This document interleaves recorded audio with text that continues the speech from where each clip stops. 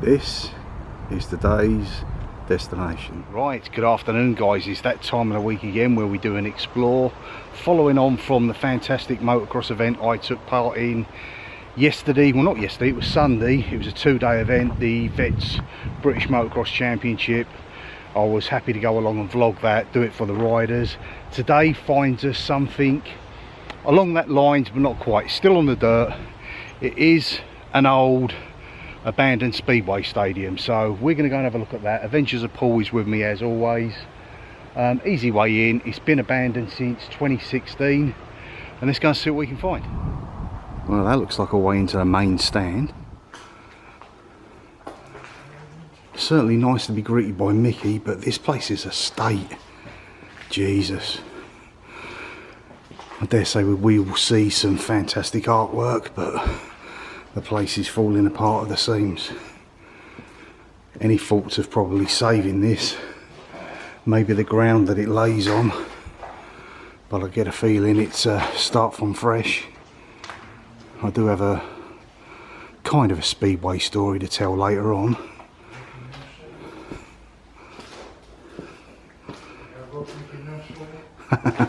Paul just mentioning about Mickey Mouse.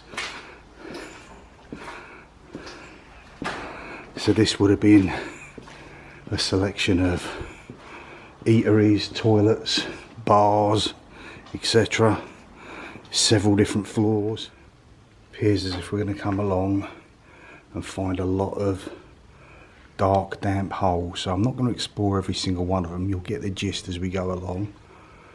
But already it is very, very derelict, guys. Nothing quite like an old relic, an old sporting arena with sentimental value to many of you guys. I said, story wise for me, I remember a true great. Obviously I come from a motocross background, and we used to practice during the week at a track which was a banger racing track, and they built a supercross track around it and halfway through it.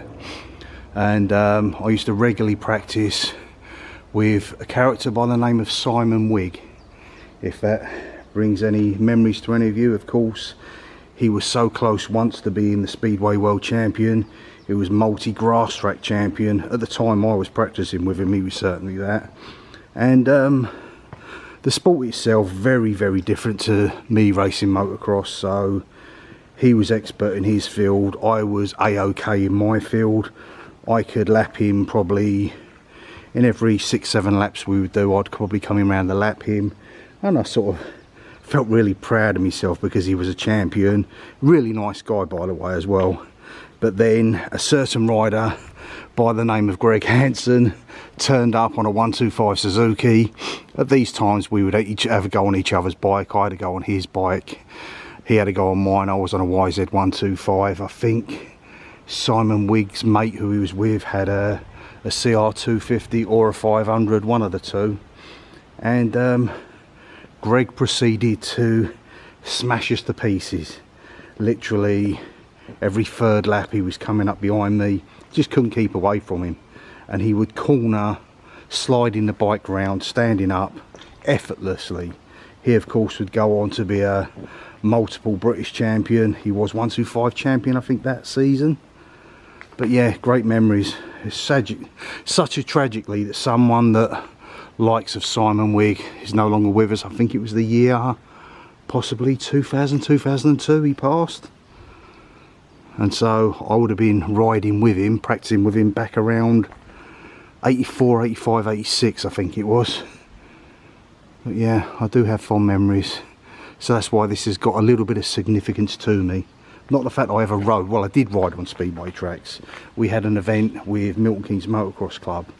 They sort of casually threw it together. It was called Speed Cross, and it was basically a speedway track with a few turns within the track and a few jumps. It really took off in America, but not so big over here in this country. Since then we've gone on to, I think it's Supermoto, which is a cross between road racing and motocross, which has evidently been really successful. Kind of thinking what this would have been back in the day.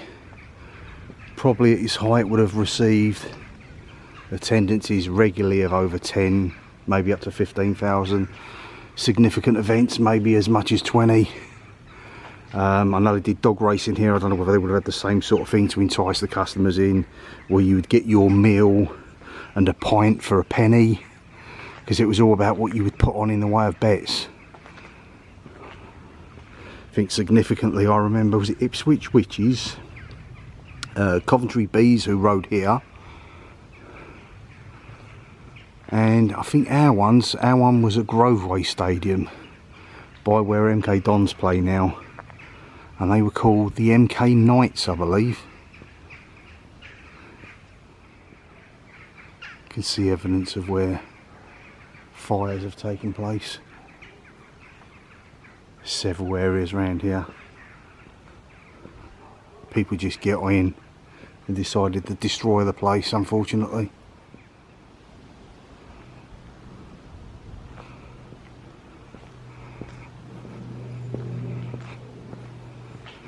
There probably is a way to get within the interior, the belly of this beast.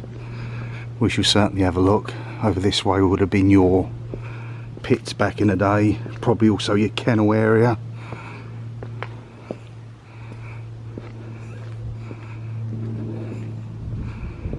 Something I was never comfortable when I was racing motocross myself. It just feels unnatural to many of us, is to lay the bike over as you go into that corner. And this is probably where they'll all be lined up, waiting their turn. I'm not sure how many there was in a team, to be honest with you. They probably had a home team and an away team's pit area. Butylene oils, they've always been going strong since I was racing. I used to use pretty much Silcoline Comp 2. Did try Castrol R, but it left a residue around the pistons.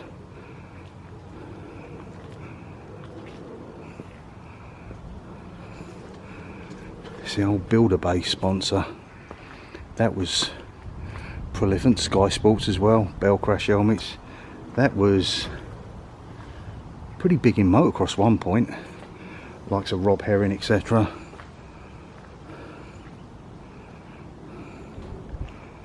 Wow.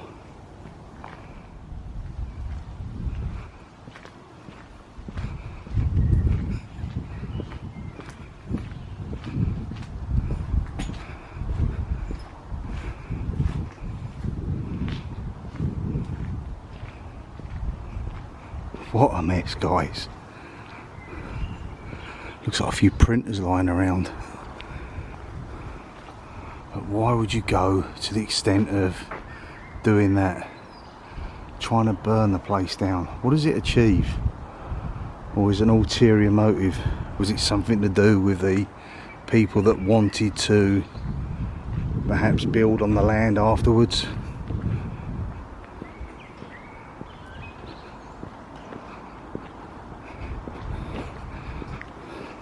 Pardon the pun with this being the bees, but I expect this was a beehive activity on a race night, be it the dogs, the banger racing, stock car, speedway, etc. People milling around here, having a burger or two, having a chat with friends.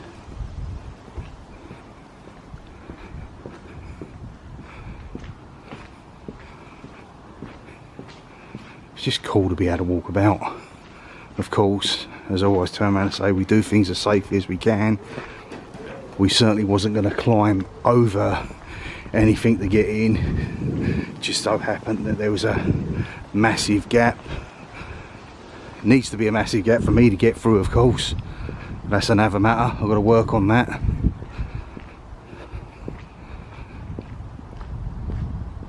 Wondering what this would have been, maybe program sales.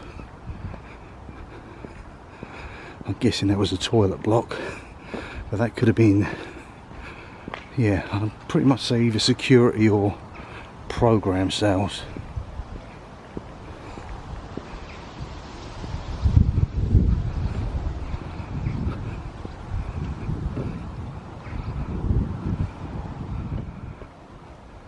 guessing that was once an old telephone box.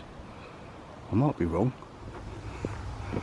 Right, so I look around some of the terracing and the other stand. The main stand itself has been seriously locked down.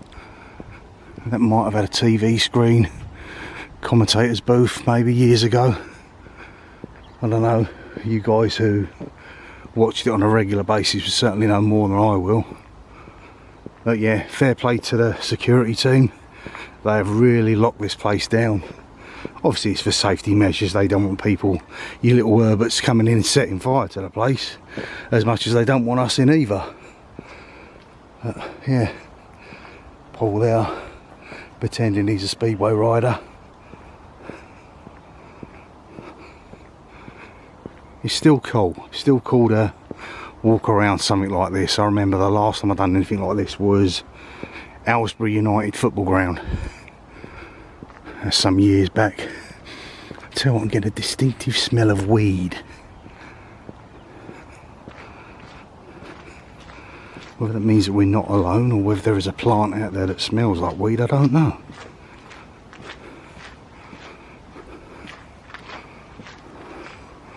Wow, look at that lot. All pulled down. Looks like a trailer of some sort of, perhaps a racing trailer. Could have had bikes on it. As we may well as have a look. I honestly can't tell from that, guys, but it's not got the runs in there where you'd put a speedway bike, that's for sure. Could have been anything. Could have even been a catering facility. And the weather has now turned against us as well. All adds to it.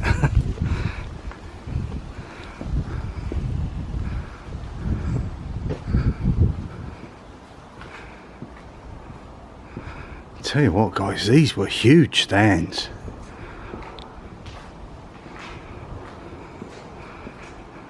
A lot of artwork on the walls. Yeah, these were phenomenal in size.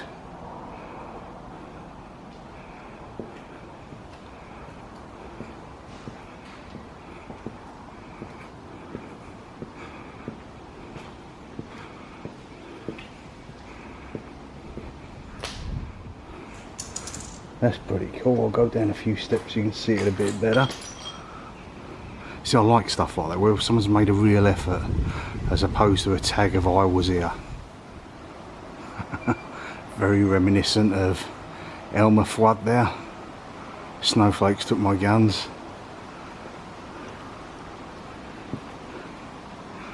And this would be Yosemite Sam.